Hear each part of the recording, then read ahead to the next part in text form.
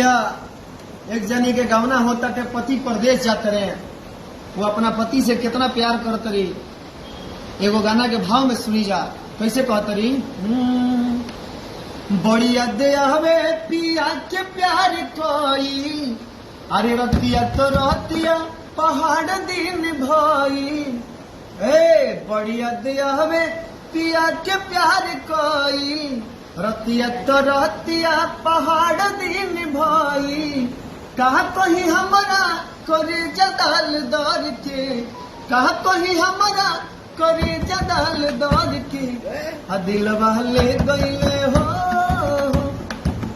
दिल वाले गईले राजा बोतल में भर भर के। दिल वाले गईले राजा बोतल में भर भर के।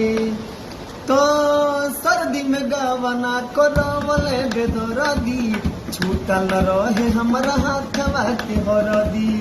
4 दिन रहले मन रह गईल हर के, 4 दिन रहले मन रह गईल हर के। ओ दिल वाले गईले, दिल वाले गईले राजा बोतल में भर भर के।